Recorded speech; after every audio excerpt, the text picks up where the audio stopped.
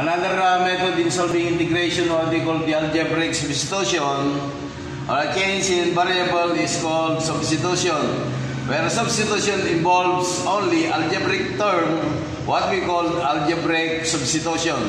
Alright, to set an example, alright, to evaluate the integral of x times the square root of x plus 4, alright, multiplied by the differential dx. Alright, from the given equation, you are required to set any variable of the alphabet that if say is equal to the square root of x plus 4. Then to remove the radical sign, according to algebra, we have to set the square both sides of the equation. Square root of x plus 4 parenthesis squared, so that the radical sign will cancel from your squared, where the remaining term will be z squared, then b equal to x, then plus 4. Then to solve for x in terms of z, that will be using transposition. Let's say where x will be equal to z to squared. I have to transpose this to the left side of the equation to make it negative 4. Now from here, we have to go back to differential calculus, that the differential of x will be dx. Then b equal to the derivative of z squared will be 2z multiplied by the differential dx, where the derivative of a constant is equal to 0. Okay, now when say the x and d say, alright, we have to go back to the original equation, then to substitute the value of x, where x now will be the quantity z squared, then minus 4, then multiplied by the value of your square root of x plus 4, that will be the variable z, then multiplied by your differential dx, but dx will be 2z multiplied by z. Okay, when we multiply this one, alright, removing parentheses, that would be the integration of here. To multiply z squared times z times that will be 2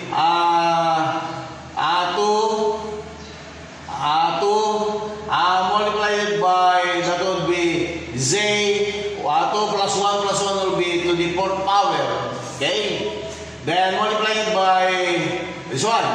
Okay, negative 4 times z times 2z will be 4 times 2 will give us negative 8 z, that will be z to the 2nd power times the inclusive parenthesis rather times the differential dz. Now upon distributive law, that will be 2z to the 4th power multiplied by dz. Then minus the integral of 8 and z squared multiplied by the differential dz. Alright, upon power formula, that will give us, to remove the sign of integration, will give us 2z, 4 plus 1 will be 5 divided by 5, then minus 8z, alright, 2 plus 1 will be to the 3rd divided by 3, then plus the constant of integration z. But remember that upon substitution from the beginning, z will be square root of x plus 4. So to bring it back, that variable will give us 2 all over 5. Then multiplied by the value of z, square root of x plus 4, parenthesis to the 5th power. Then minus 8 all over 3 times the value of z, but z will be square root of x plus 4. Alright, parenthesis to the raised to the 3rd power, then plus the constant of integration z. Now, upon factoring in algebra, I have now to bring it out to, here what to, I set a multiplier, let's say to bring it out, the square root of this one, x plus 4 raised to the 3rd power, then to multiply it by 1 all over 5, because 1 times 2 will be 2 there, all over 5, then multiply it by the square root of x plus 4 raised to the 2nd power. Why? Because 2 plus 3 will be to the 5th power. Minus, I said 4. Okay, 4 times 2 will give us 8 there, all over 3. Then, and close in a bracket and plus the constant of integration z. Okay? Next, we have here the 2 times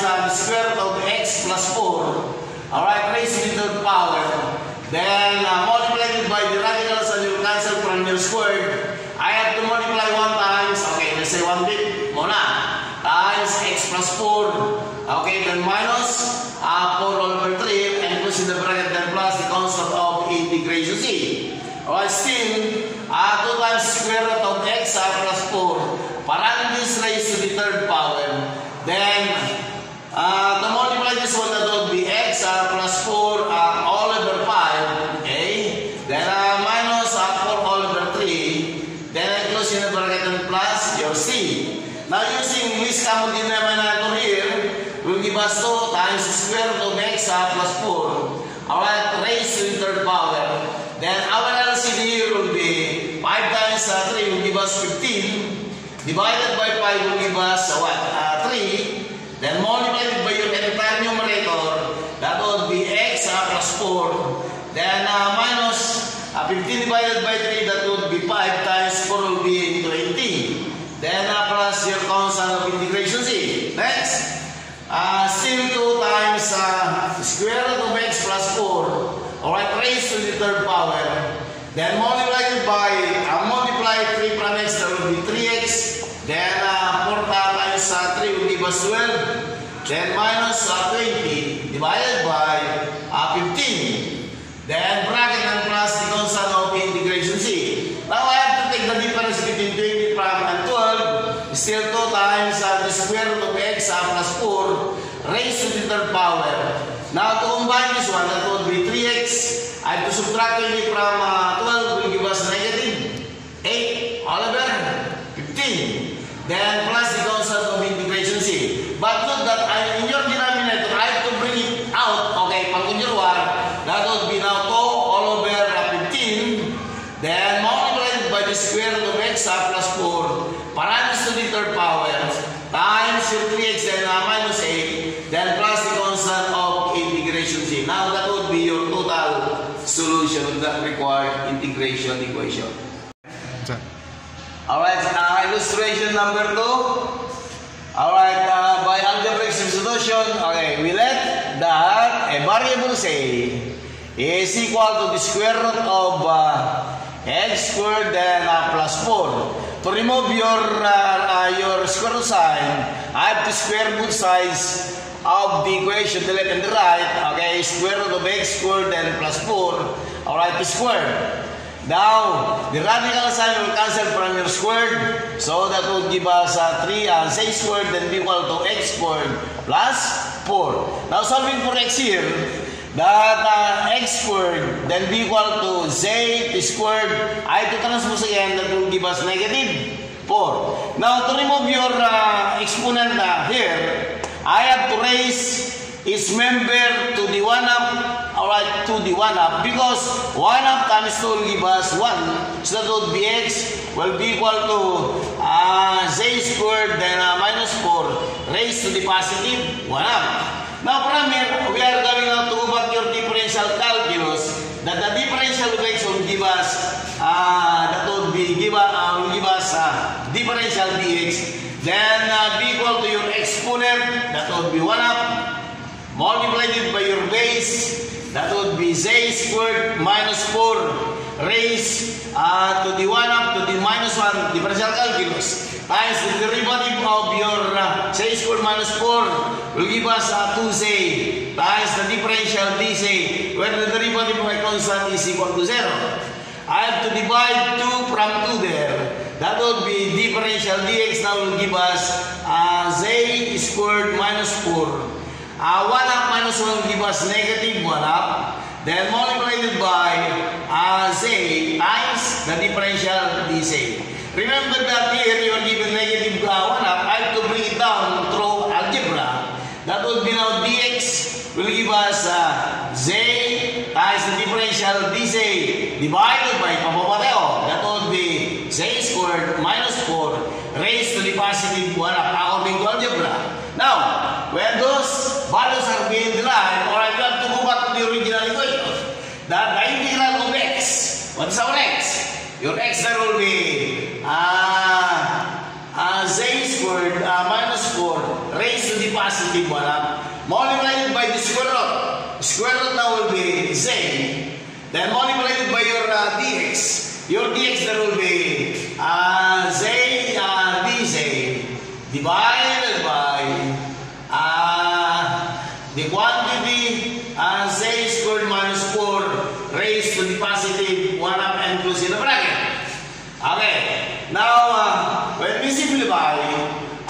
this will divide from your denominator there. Then that would be the integral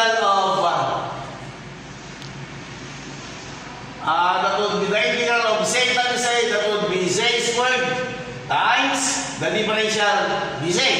Now by power integration, that would be z plus 1, that would be to the third divided by 3. Then please don't forget to add the constant of integration z. But from the very beginning, we do the substitution that z is square root bar, okay? But say, in our assumption there, that would be, say will be square root of x squared minus 4. So if we substitute this to your solution there, that would be what? Z is square root of x squared plus 4.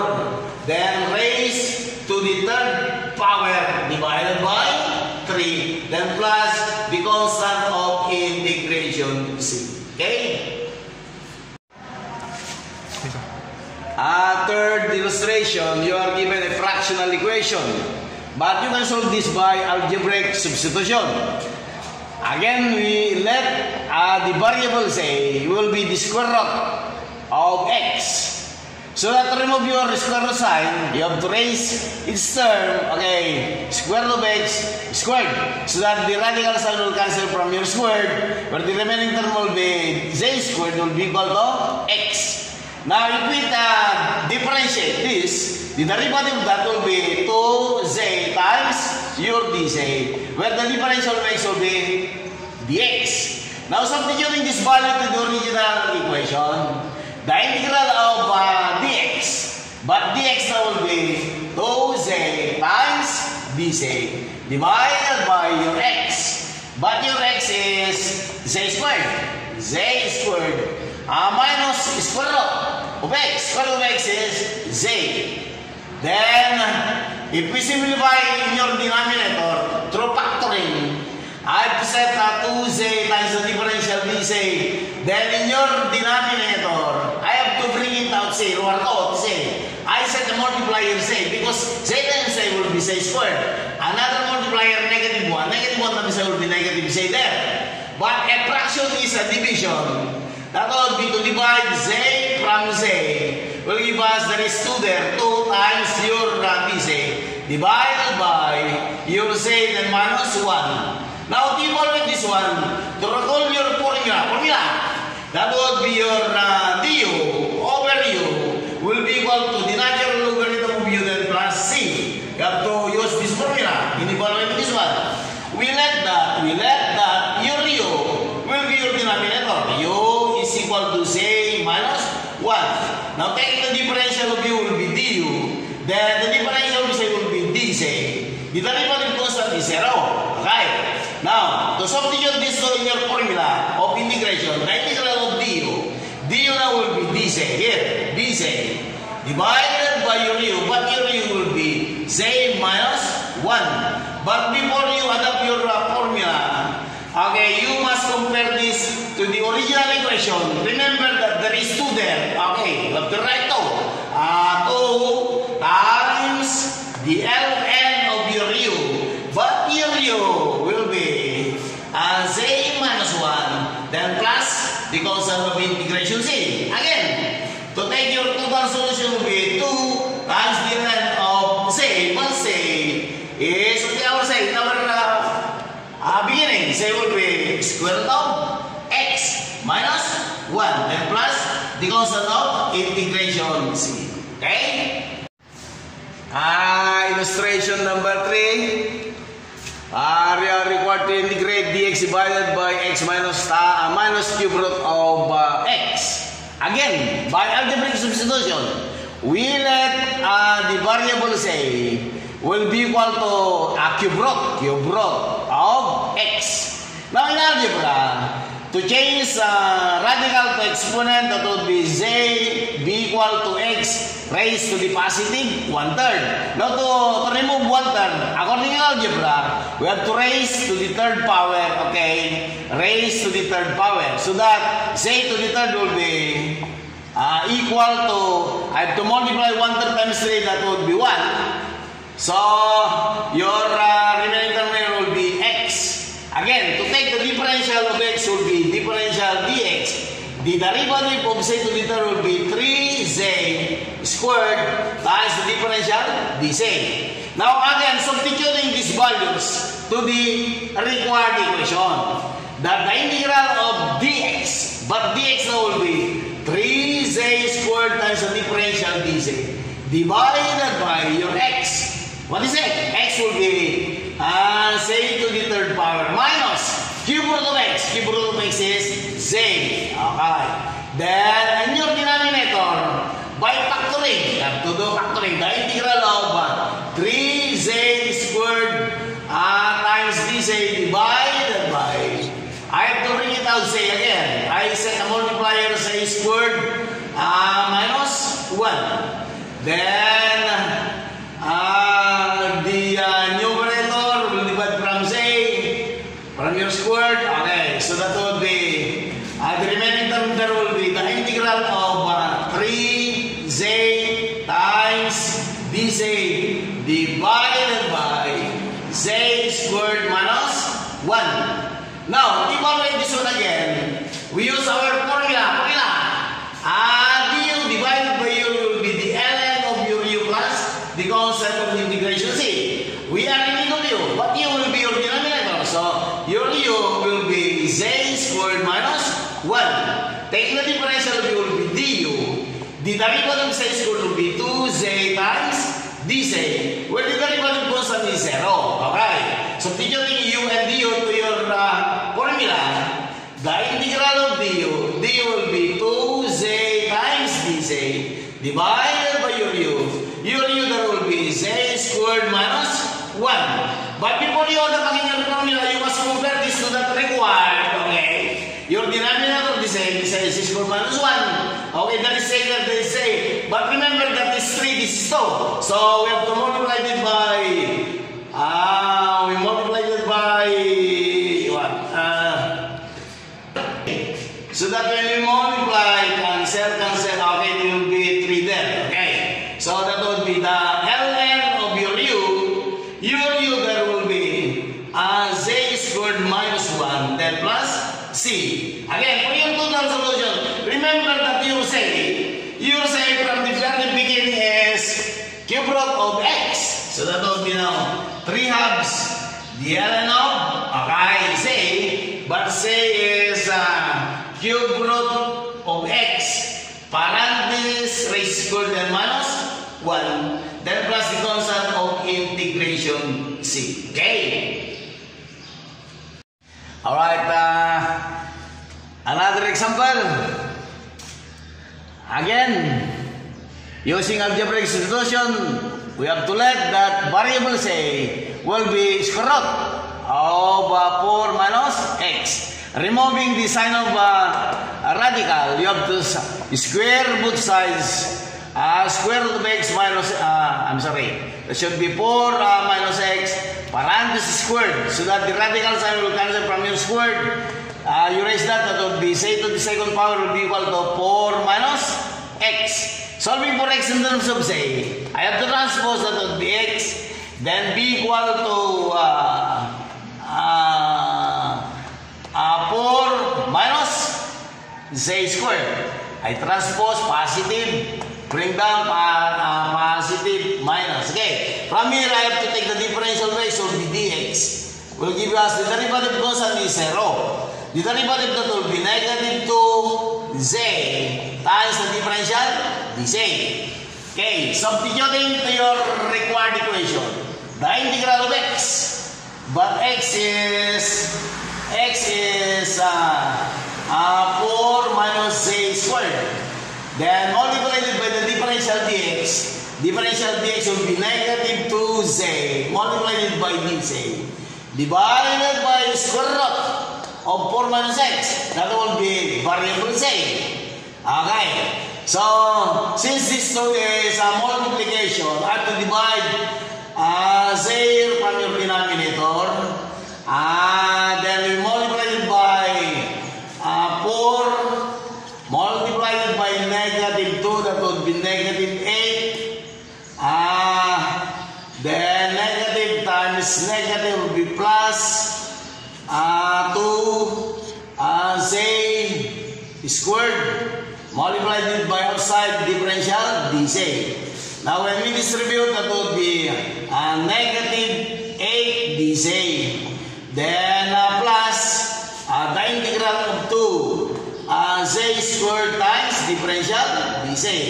Now if we apply integration or to remove the sign of integration, minus 8 integral of dc will be z plus that would be now 2 z plus 1, that would be to the third divided by 3, then plus the constant of integration c. But remember to bring it back to the original equation. Our z is negative 8, z is the square root of 4 minus x plus 2 all over 3 z. What is z? Z is the square root of 4 minus x, then parenthesis to the third power, then enclose in the bracket, then multiply plus rather the constant of integration c. Now if we use algebra, I have now to bring it out 2, or common gito, 2. I set another times square root of 4 minus x. I set a multiplier. That is negative there. Negative. I said 4. So that 4 times 2 will be 8 square root of x, square root of 4 minus x. Then plus, okay, 2 outside. So I said 1/3. 1/3 times 2 is 2/3. Then I set a multiplier. Square root of 4 minus x, parenthesis squared, because 2 plus 1 will be to the third power there. Then plus the constant of integration c. I have to cancel square root sign from your squared, where the remaining term will be 2 square root of 4 minus x multiplied by negative 4 plus 1/3 multiplied by 4 minus x, then plus c. Still in algebra, 2 square root of 4 minus x multiplied by, what is our LCD? Or let's say minus 4 plus multiplying this one. 1/3 times 4 will be 4 all over 3 multiplying from x, negative 1 times x will be x all over 3. Okay. Then plus c. This common denominator, 2 square root of 4 minus x. Okay, LCD, 3. 3 multiplied by 4 will be negative 12. Plus, you divide, 1 times 4 will be 4. You divide, that will be 1 times x will be minus x. Then, plus your constant of integration c. Is still 2 square root of 4 minus x. Then multiplied by subtracting. Subtracting 12 from 4, that would be negative 8 minus x all over 3. Then plus your constant of integration c. Okay, I have to bring it out your denominator 3. Luar ko. That would be 2 all over 3. I have to bring it out negative side. Luar ko yung negative side. Negative there, outside. Times the square root of 4 minus x. Then multiplied by 8. Okay, negative, positive 8 times the negative will be negative there. I said plus times negative will be minus there. I said x here. Then plus the constant of integration c. Okay?